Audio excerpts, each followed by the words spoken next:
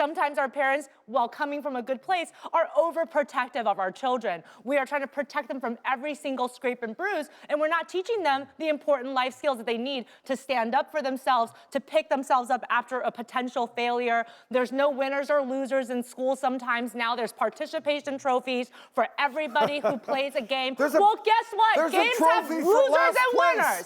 Yeah, work is a stressful place. It's supposed to be. No matter how much you love your job, it is a job. It is going to come with perils. And so you can't just at the first sign of stress say, that's it, I didn't sign up for this, and move forward. And that's kind of my concern about this, is that we're seeing so much more of this type of attitude as opposed to, this comes with the territory. And every time I achieve, every time I am able to basically overcome a stressor, then I get stronger. Dr. Lisa, what do you think about sort of the way that millennials are approaching this idea of work or even school? I feel like it starts even earlier than that.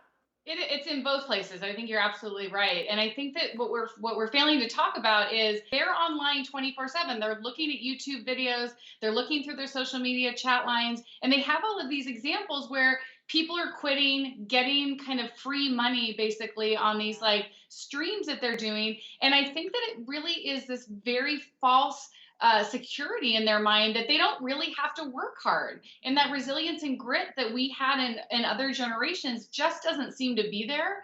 And it starts with like creating safe rooms for these kids and like setting aside like little areas where they can go because they're feeling a little bit overwhelmed, instead of getting to the bottom of why they're feeling overwhelmed and make them face that fear, because we're just going to make it worse.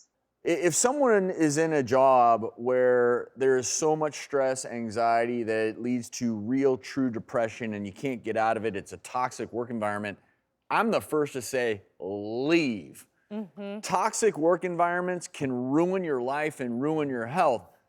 But sometimes you may be in the early stages of a career that could be the perfect one for you. And if you pull the ripcord too soon, you're gonna flail throughout life. Because one of the biggest problems that I've had over the last few years is you see a lot of, and I'll call them YouTube stars. And the reason they're stars is precisely because they do nothing.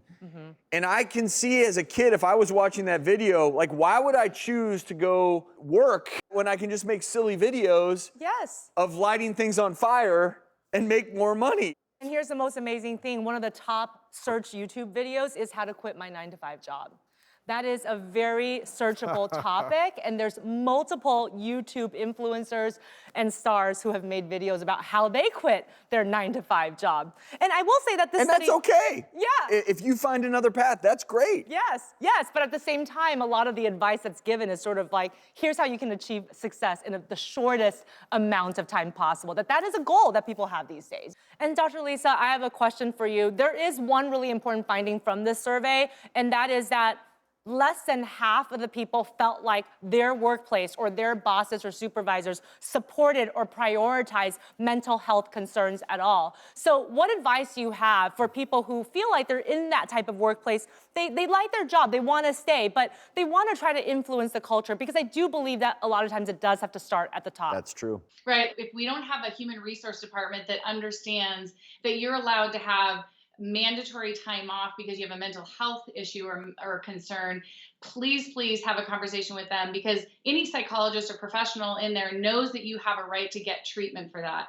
And I don't think a workplace wants to have a situation where they have somebody unstable on their hands or somebody who's struggling to make it through the day, because that is just a recipe for disaster in a workplace. Not only just the persona and that feeling in the workplace of hurting other people and their emotional well-being, but also like those people switching on you and becoming violent or coming and retaliating online through social media and attacking your company. So I definitely would send the message that you have to at least get a policy in place. If you don't have one, reach out to a professional in your area and get one for your workplace.